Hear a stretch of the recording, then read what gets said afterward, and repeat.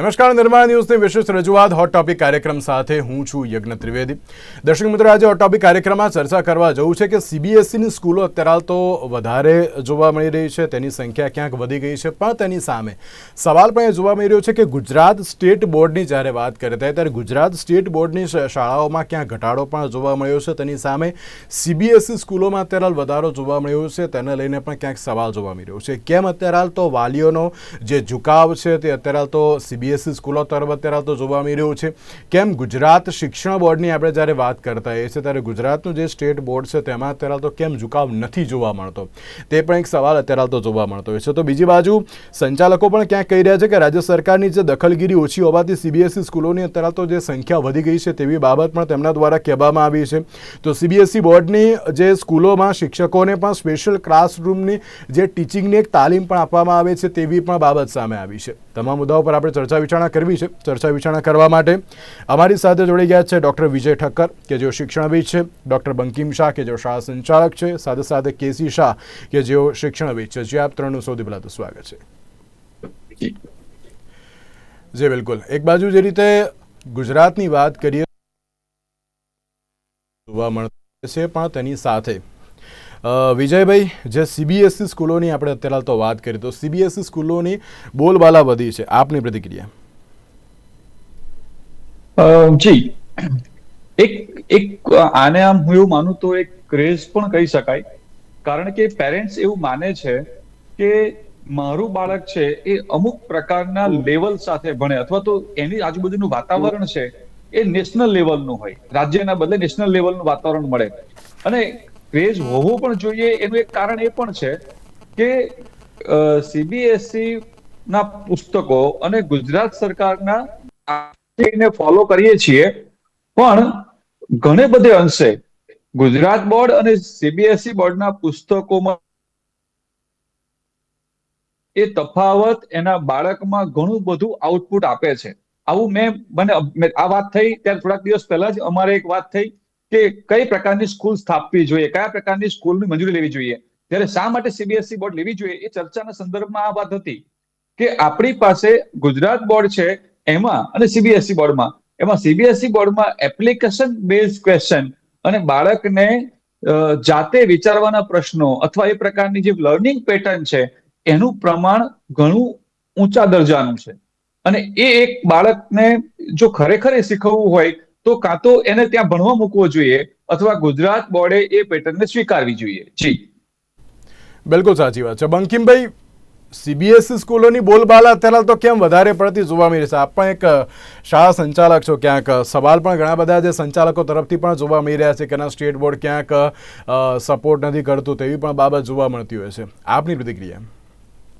ચોક્કસપણે સૌથી પહેલા તો જેમ વાત કરી એમ કે ભાઈ નેશનલાઇઝ સિલેબસ છે, અને ખાસ કરીને વાલી જ્યારે પહેલા ધોરણમાં બાળકને રાખતો હોય છે ત્યારે 12મા ધોરણને ધ્યાનમાં રાખી અને બાળકને શાળા પસંદગી જે છે, શાળા પસંદગી વાલી એ જે રીતે કરે છે કે 12મા સુધીને મારું બાળક એક જ બોર્ડમાં રહે. આવા સંજોગોની અંદર જ્યારે વાલી હોય છે એનું એક સ્વપ્ન હોય છે કે મારો છોકરો ડોક્ટર એન્જિનિયર બને. હવેના છેલ્લા કેટલાક 10-12 વર્ષથી ડોક્ટર એન્જિનિયરની અંદર એન્ટ્રન્સ એક્ઝામ આવી ગઈ, ને આ એન્ટ્રન્સ એક્ઝામની અંદર જો સિલેબસ હોય તો એ સિલેબસ જે છે એ 12 સીબીએસઈ બોર્ડ, 11-12 સીબીએસઈ બોર્ડનો હોય છે. એટલે એક પેરેન્ટ્સના મગજની અંદર એવું હોય છે કે જો મારે આગળ 11-12માં જો આગળ વધવું હશે ને એન્ટ્રન્સ એક્ઝામ આપવી હશે તો મારે સીબીએસઈ કરિક્યુલમ તરફ આગળ વધવું પડશે. પહેલો પોઈન્ટ. બીજો પોઈન્ટ, જ્યારે 10મા અને 12માનું રિઝલ્ટ આવે છે તો સૌથી મોટો પોઈન્ટ જો મને પૂછવામાં આવે તો એ આ હોય છે. 10માનું અંદર સીબીએસઈ બોર્ડનું રિઝલ્ટ આવે તો એ રિઝલ્ટ 93%, 94% હોય. ગુજરાત બોર્ડનું રિઝલ્ટ આવે તો એ રિઝલ્ટ 60%, 62%, 65% હોય.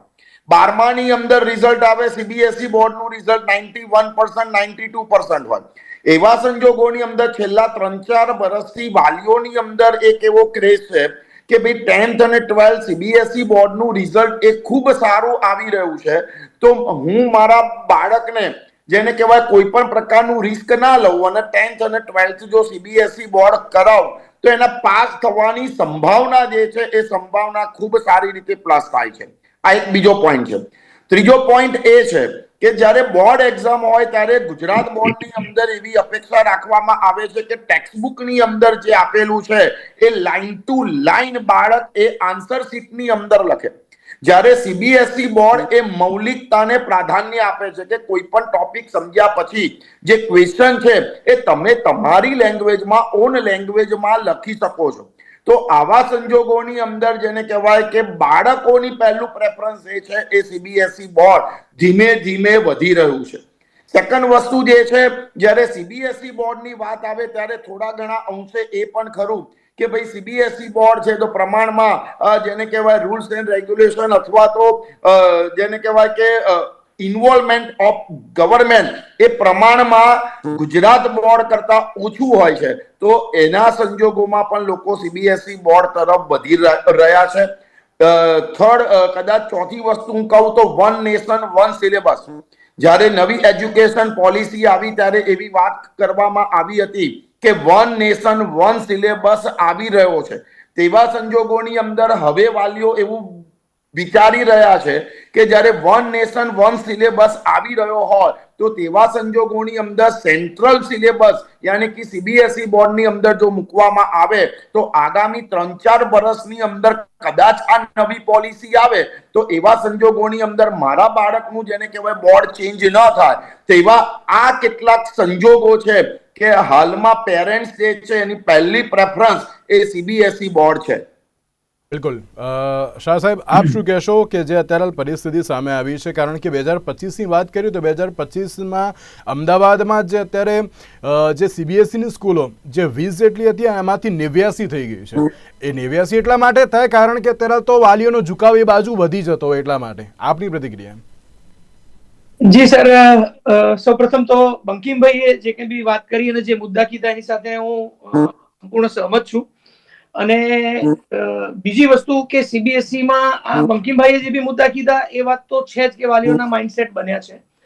પણ આથી જ્યારે સીબીએસઈ નો 2009ની જે આપે બી ફિગર કીધી તો પહેલા એવું હતું કે 10મા ધોરણ સુધી વિદ્યાર્થીઓ સીબીએસઈ લેતા અને ત્યાર પછી 11-12 સાયન્સ લેનાર વિદ્યાર્થી ગુજરાત બોર્ડમાં આવતો, કારણ કે એમને ખબર હતી કે ભાઈ 10મા 11મા અને 12મા ગુજરાત બોર્ડની અંદર એનો કોટા વધારે છે તો મને સીબીએસઈ નો કોટા ઓછો છે. જ્યારે એડમિશનની વાત આવે મેડિકલ કે એન્જિનિયરિંગમાં જવાનું હોય ત્યારે વિદ્યાર્થીઓ એમાં જતા. પણ હવે જ્યારે એન્ટ્રન્સ એક્ઝામ શરૂ થઈ, જેડબલઈ કે મેડિકલ લગતી નીટ ને બધી એક્ઝામ્સની અંદર હવે વિદ્યાર્થીઓનો જે સબ્જેક્ટનો જે ડેપ્થ છે એ વધુ મળે છે.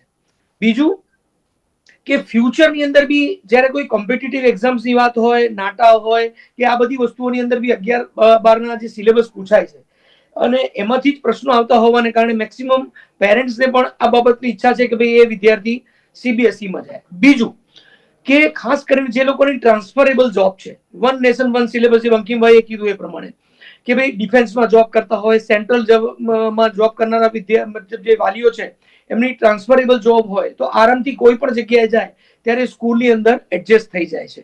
અને પરિણામ સ્વરૂપે એમના માટે આ સીબીએસઈ નો જે સિલેબસ છે એ વધુ આસાન છે. બીજું, ન્યૂ એજ્યુકેશન પોલિસી જે આવી રહી છે અને અત્યારે ઓલમોસ્ટ એને એપ્લાય થઈ રહ્યું, પણ એમાં ઇફ અને બટ ઘણું બધું જોવા મળે છે કે જેના બેઝ ઉપર કે વિદ્યાર્થીઓને વાલીઓમાં હજુ બી ગુજરાત બોર્ડની અંદર જે ચેન્જીસ આવવા જઈ રહ્યા છે એનસીઈઆરટી ના નિયમ મુજબ, તો એના પરિણામો આવનાર દિવસોમાં દેખાશે. ત્યારે કદાચ એક જીબીએસઈ અને સીબીએસઈ નો ડિફરન્સ જે છે એ કદાચ ધીમે ધીમે ઓછો થાય. બીજું કે ઘણા બધા વાલીઓ એવા પણ છે મારી પાસે જે આવે છે કે ફક્ત એટલા માટે સીબીએસઈ માં ભણાવે છે કે ગુજરાત બોર્ડ કરતા સીબીએસઈ માં ભણાવીએ તો એક સમજણ વગરની દોડાદોડ છે કે જેની અંદર ઘણીવાર વિદ્યાર્થીઓને અથવા વાલીઓને સ્કૂલ, ઇન્ટરનેશનલ સ્કૂલ્સ કે ફી નથી પરવડતી અથવા એની સીબીએસઈ ની ફી સ્ટ્રક્ચર વધુ હોવાને કારણે પણ વાલીઓને ઘણીવાર વિદ્યાર્થીઓના અથવા સમાજના દેખાદેખીમાં થોડું ખેંચાવવું પડે છે. પણ ઓવરઓલ સીબીએસઈ ના ફાયદા ખૂબ છે, કારણ કે એને જો નેશનલ લેવલે વિદ્યાર્થી ભણવામાં બહુ સારો છે અને એના પરફોર્મન્સ બેઝ ઉપર જો એ સીબીએસઈ માં જાય છે તો ઇન ફ્યુચર એને કોમ્પિટિશનમાં ફેસ કરવામાં એ થોડો પોતાની જાતને સક્ષમ અનુભવી રહ્યો છે. અને માટે વિદ્યાર્થીઓની સાથે સાથે વાલીઓ પણ સીબીએસઈ માં પોતાના બાળકને મૂકવા માટે આગળ આવી રહ્યા છે અને એને જ કારણે સીબીએસઈ ની સ્કૂલની સંખ્યા વધવા માંડી છે. વિજયભાઈ, એવું કહી શકાય કે જે ગુજરાત સ્ટેટ બોર્ડની જે એક ભણાવવાની જે એમ કે શૈલી હોય કે જેમાં હજુ પણ ચેન્જ લાવવો બહુ જરૂરી છે, શિક્ષકોમાં પણ એક ચેન્જ લાવવો બહુ જરૂરી છે, કારણ કે આપણે દરેક લોકો સમજીએ છીએ કે એના પરિવર્તન એ સંસારનો નિયમ છે, અને જો એ પરિવર્તન નહીં લાવવામાં આવે તો હજુ પણ આ પરિસ્થિતિ ક્યાંક બદલાઈ પણ શકે છે. શું કહેશો આપ તેને લઈને? પણ જી, હું તમને એ જ હમણાં કહેવા માંગતો હતો કે જેમ કોઈ બ્રાન્ડ હોય અને કોઈ બીજી કોઈ ટ્રેડિશનલ બાબત હોય, તો એ બંને જે તફાવત છે એ તફાવત આપણી સામે ખુલ્લો છે. સીબીએસઈ બોર્ડનું જે માળખું છે, જે પેટર્ન સ્ટ્રક્ચર છે, એ એટલું બધું ચુસ્ત છે કે એ પ્રકારે એને ટીચર્સને ટ્રેનિંગ આપવી પડે, એ પ્રકારે ઉત્સવો ઉજવવા પડે, એ પ્રકારે એ સમય જ બધું થાય, આખું કેલેન્ડર પ્રમાણે આખું કેલેન્ડર ફોલો થાય. અને જે લોકો સ્કૂલ શરૂ કરે, સંચાલક, એ સ્કૂલ શરૂ કરતા પહેલા જ એને એટલી બધી કાળજી લેવી પડે, બધા નિયમોને ચુસ્તપણે ફોલો કરવા પડે, જેથી પાછળથી કોઈની દખલગીરી ન થાય જ નહીં, કારણ કે બધું જ નિયમ પ્રમાણે ચાલે છે. બીજી તરફ આપણે કેવું છે કે આપણે ત્યાં પહેલા શરૂઆતમાં થોડી જમીનમાં છૂટછાટ મળી જાય, પેલામાં છૂટછાટ મળી જાય, મંજૂરીમાં છૂટછાટ મળી જાય, અને પાછળથી બધા પ્રશ્નો ઉભો થાય, અને તે વખતે આપણે આ મુશ્કેલીમાં મુકાઈએ છીએ. આપણે ગુજરાત બોર્ડમાં ટીચર્સ ટ્રેનિંગ જેવો કન્સેપ્ટ બહુ ઓછો ચાલે છે, બહુ જ ઓછો ચાલે છે. જ્યારે સીબીએસઈ બોર્ડમાં એક, અને બીજું કેવું છે, ઘણી બધી હવે સીબીએસઈ બોર્ડમાં પણ ઘણી બધી બ્રાન્ડ સંસ્થાઓ છે. એ બ્રાન્ડને કારણે એ લોકોએ શું કર્યું કે જે લોકોએ ફ્રેન્ચાઇઝી કલ્ચર ચાલ્યું છે, તો ફ્રેન્ચાઇઝી કલ્ચરમાં જાહેરાત, બધા પુસ્તકો, બાકીની બધી વિગતો, બધા ઉત્સવોનું ડિટેલ, આ ટીચર્સ ટ્રેનિંગ, આ બધું એકદમ સરસ રીતે ગોઠવાયેલું ચાલે છે, અને એને કારણે એનું માળખું દિવસે દિવસે સદ્ધર બનતું જાય છે. બીજી તરફ ગુજરાત બોર્ડ છે એ વ્યક્તિગત ચાલે છે, એને કારણે બે ગુજરાત બોર્ડની સંસ્થાઓ વચ્ચેનો તફાવત મોટો છે. રિઝલ્ટની વાત હમણાં કરી, અત્યારે સીબીએસઈ બોર્ડની પરીક્ષા ચાલે છે, દરેક પેપરની વચ્ચે 5 દિવસની ગેપ છે. વિદ્યાર્થી શરૂઆતથી ન વાંચે તો પણ એ પોતાનું પરફોર્મન્સ આપી શકે આ 5 દિવસના વાંચન પછી, અને એકદમ સ્ટ્રેસ ફ્રી એ પોતાનું રિઝલ્ટ લાવી શકે. બીજી તરફ આપણે ત્યાં જે ગુજરાત બોર્ડ છે, તમે સામાન્ય જો અભ્યાસ કરો તો ગુજરાત બોર્ડનું સોશિયલ સાયન્સનું પુસ્તક અને સીબીએસઈ બોર્ડ સોશિયલ સાયન્સનું પુસ્તક, એ બંનેમાં તફાવત તમે જુઓ તો ખાલી એક બાજુ ગુજરાત બોર્ડનું એકદમ માહિતીથી ભરપૂર, માહિતી પ્રચુર જેને કહેવાય, કે તમે જો એમસીક્યુ પ્રશ્ન કાઢવા બેસો તો એક પાનામાં 150 પ્રશ્નો નીકળે, અને એટલી બધી માહિતી અંદર આપવામાં આવી છે જે માહિતી જીવનમાં ક્યારેય કામમાં નથી લાગવાની. અને બીજી તરફ સીબીએસઈ બોર્ડના પેપરમાં એ શા માટે હોવું જોઈએ, શા માટે યુદ્ધો ટાળવા જોઈએ, શા માટે યુદ્ધો થવા જોઈએ, કયા બાબતની કાળજી લેવી જોઈએ, શા માટે ચળવળ થઈ હશે, તમે હોત તો શું કરત, આ ગાંધીજીની જગ્યાએ તમે હોત તો તમે કયા પગલા ભરત, આ પ્રકારના પ્રશ્નો પૂછાય છે, જે લખવામાં પણ સહેલા છે પ્રમાણમાં, અને એના કારણે વિદ્યાર્થીની વ્યક્તિગત રીતે જે સમજણ છે એ ડેવલપ વધારે થાય છે. તો હું એને માનું છું કે આ માળખું જ એકદમ ચુસ્ત માળખું છે એનું, એ સીબીએસઈ બોર્ડને બ્રાન્ડ તરફ લઈ જાય છે. એમાં શિક્ષક કે કદાચ કોઈ સંચાલક છે એ પોતાની થોડીક ઓછું ધ્યાન આપે તો પણ એનું માળખું એટલું સરસ મજાનું ચુસ્ત છે કે આપોઆપ એ સંસ્થા બેસ્ટ કેટેગરીમાં એના સિસ્ટમ પ્રમાણે ચાલે. તો એ પેટર્ન છે ને, એ પેટર્ન પણ ગુજરાત બોર્ડે સ્વીકારવી પડશે, અને એના પાઠ્યપુસ્તકો પણ સ્વીકારવા પડશે. જી બિલકુલ સાચી વાત છે. એટલા માટે એમ કહેવાય ને કે જો તમે ઓલ્ડ સ્કૂલ ક્યાંક તરતો રહેશો ને તો ક્યાંક વિદ્યાર્થીઓને પણ નહીં ગમે, અથવા તો પછી અત્યારે ટીચર્સને પણ ક્યાંક નહીં ગમે. ક્યાંક પરિવર્તન અત્યારે તો લાવવું બહુ જરૂરી જોવા મળતું હોય છે. જે પ્રમાણે સીબીએસઈની વાત કરી, હા, નવી પેટર્નની અનુસાર તે લોકો પણ અત્યારે ભણાવે છે, સ્પેશિયલ શિક્ષકોને પણ સ્પેશિયલ અત્યારે તો ટીચિંગ ક્લાસરૂમ પણ આપવામાં આવે છે કે ના ભાઈ તમે આ રીતે ભણાવો, પેટર્ન તમારી અત્યારે તો ચેન્જ કરો, કંઈક નવું લાવો કે જેના કારણે વિદ્યાર્થીઓને તમારી સાથે અત્યારે તો શિક્ષણ મેળવવામાં ક્યાંક તેમને રસ પડે. એ પ્રમાણની પરિસ્થિતિ પણ અત્યારે તો દરેક સીબીએસઈની સ્કૂલો પણ આગળ વધી રહી છે. પણ તેની સાથે બંકિમભાઈ એક સવાલ આમાં એ પણ પૂછવાનું કે સંચાલકો તરફથી ક્યાંક એવું પણ કહેવામાં આવે છે કે રાજ્ય સરકારની દખલગીરી ઓછી હોવાથી સીબીએસઈ સ્કૂલોની સંખ્યા વધી ગઈ છે. તે કયા કારણોસર અત્યારે તો જોવા મળી રહ્યું છે? ચોક્કસપણે રાજ્ય સરકારની દખલગીરી છે એવું તો મારે કહેવું નથી. સરકાર સરસ રીતે એમના નીતિ નિયમો મુજબ જ કામ કરે છે, પરંતુ 2-3 વસ્તુ એક ખરી કે ભાઈ સીબીએસઈ બોર્ડ હોય તો ફી વધારે મળે, ફર્સ્ટ પોઈન્ટ. બરાબર છે. સામે એટલે હું જે વાત કરી રહ્યો છું, ઓવરઓલ વાત કરી રહ્યો છું કે ગુજરાત બોર્ડ જે છે એ ગુજરાત બોર્ડ કરતા આજે કોઈ પણ સંચાલક હોય તો પહેલું એ વિચારે કે ભાઈ સીબીએસઈ બોર્ડ હોય તો એની બેઝિક ફી એ ગુજરાત બોર્ડ કરતા વધારે હોય, સામે એના ટીચર્સનું પેમેન્ટ અને એ આખું અલગ હોય છે, એનો ટાઈમિંગ આખો અલગ હોય છે. પરંતુ એક મેનેજમેન્ટ પોઈન્ટ ઓફ વ્યૂ હું જો વિચારું તો ગુજરાત બોર્ડ કરતા સીબીએસઈ બોર્ડનું ફી લેવલ થોડુંક પ્લસ હોય છે, જેના લીધે સંચાલકો ઓલવેઝ એવું વિચારતા હોય છે કે મારી ગુજરાત બોર્ડની સ્કૂલ હોય તો એને સીબીએસઈ સ્કૂલમાં હું ટ્રાન્સફર કરું અથવા તો કન્વર્ટ કરું. સેકન્ડ વસ્તુ એ છે કે ઓટોમેટિક સિસ્ટમ છે, જેમ ડોક્ટર વિજયભાઈએ વાત કરી એમ કે આખું માળખું તમને એડવાન્સ પ્લાનિંગ તમારે કઈ રીતે કામ કરવું, કેવી રીતે કામ કરવું, પ્રિન્સિપાલ જ એમાં હેડ હોય છે અને પ્રિન્સિપાલ થ્રુ જ આખું મેનેજમેન્ટ થતું હોય છે. એટલે સંચાલક તરીકે એમને હેડેક ઓછો હોય છે કે ભાઈ સીબીએસઈ બોર્ડ છે તો સીબીએસઈ બોર્ડમાં એક ઓટો સિસ્ટમ છે, ઓટો સિસ્ટમથી સંસ્થા ચાલશે. એમને ખબર જ છે કે મારે જૂન મહિનામાં આ સબમિશન આપવાનું છે અને આવી રીતે કરવાનું છે. તો જેના લીધે જેને કહેવાય કે એ જે લોકોને થોડી ઘણી શાંતિ હોય છે. ગુજરાત સરકાર તરફથી ખૂબ સારા પ્રયત્નો અને સપોર્ટ દરેક સંસ્થાઓને પ્રાપ્ત થાય છે, પરંતુ સંચાલક મંડળ જે છે એ ઓલવેઝ અથવા તો કોઈ પણ સારા સંચાલક એવું પ્લસ એના માઇન્ડમાં એવું હોય કે ભાઈ મારી સંસ્થા જે છે એ સરસ સ્મૂથ અને વિદ્યાર્થીઓને આધુનિક રીતે જેને કહેવાય કે એને નોલેજ પ્રાપ્ત થાય અને નવી એજ્યુકેશન પોલિસી મુજબનું એજ્યુકેશન મળે તો સારું. એટલા માટે જેને કહેવાય કે અત્યારે જે સીબીએસઈ શાળાઓની સંખ્યા વધી રહી છે એનું મુખ્ય કારણ જે છે એ મુખ્ય કારણ આ છે.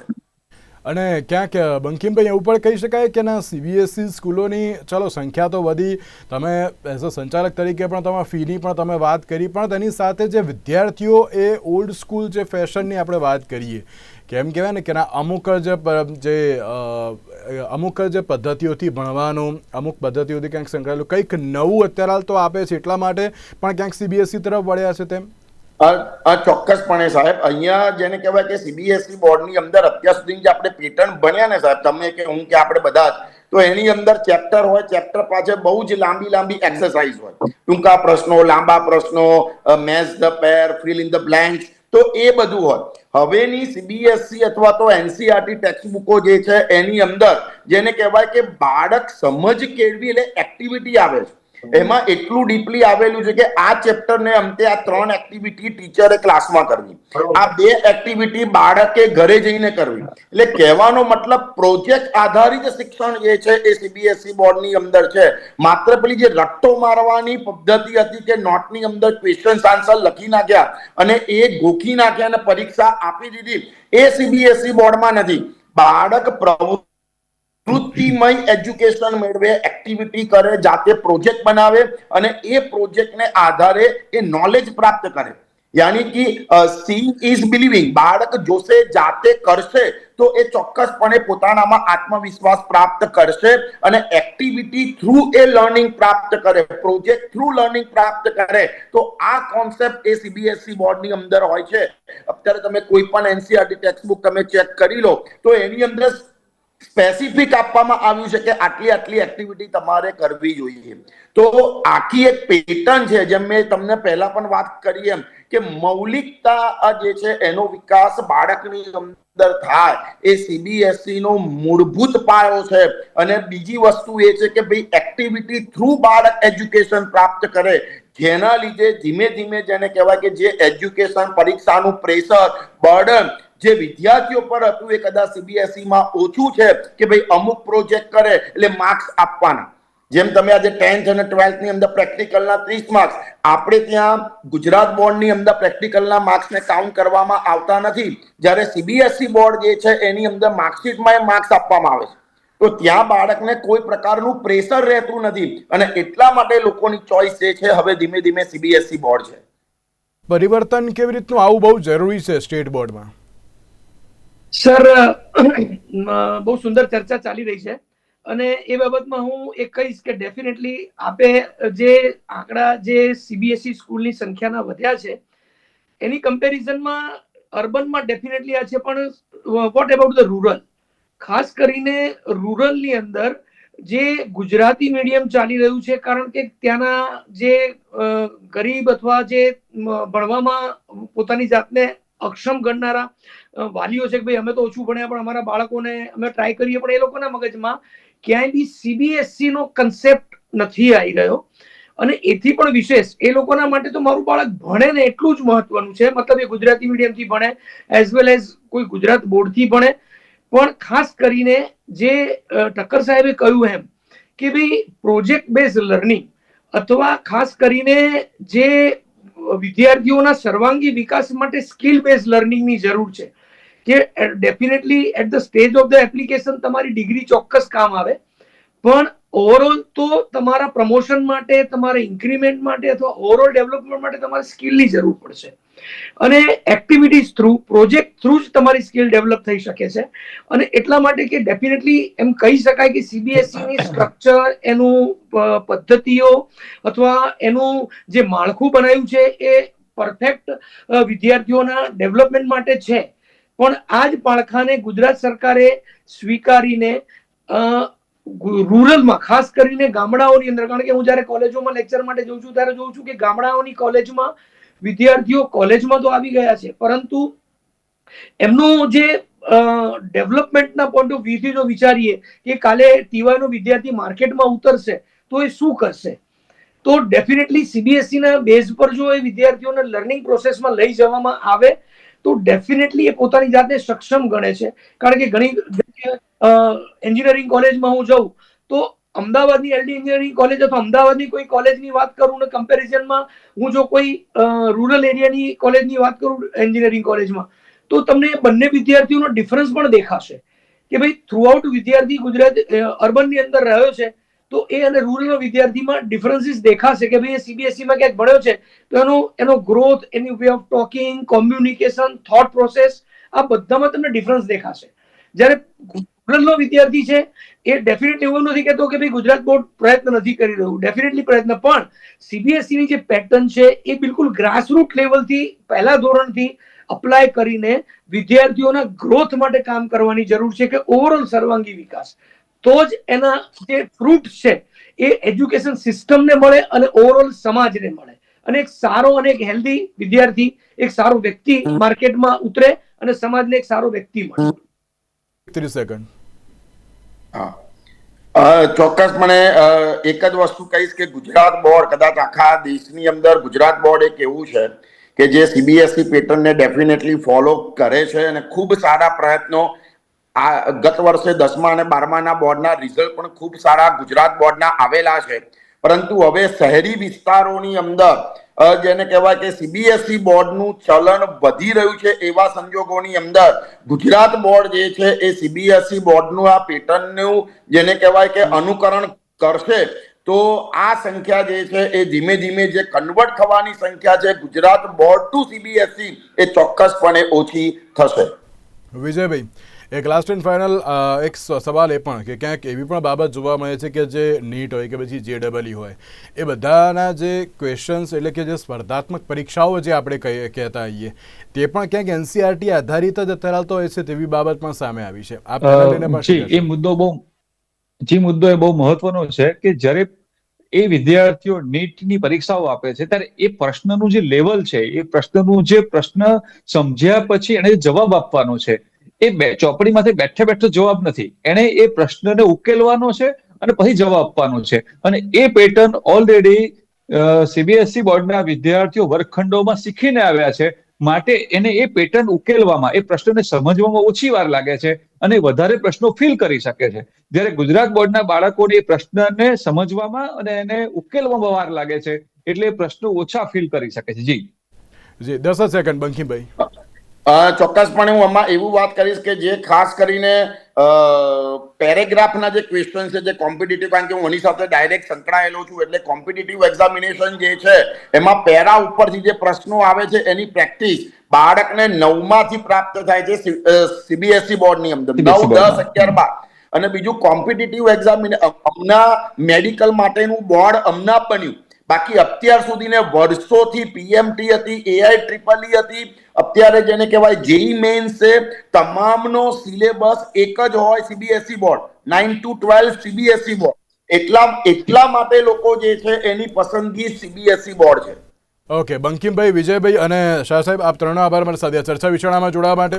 દર્શક મિત્રો, ક્યાંક અત્યારે સ્ટેટ બોર્ડની વાત કરીએ કે બધી CBSEની વાત કરીએ, ક્યાંક પરિવર્તનની બાબત અત્યારે તો જોવા મળતી હોય છે. તેમાં હવે શિક્ષણમાં પરિવર્તન કેવા પ્રમાણેનું જોવા મળશે તો આવનારો સમય જ બતાવશે. આજના વિશેષ કાર્યક્રમમાં આપશો રજા. નમસ્કાર.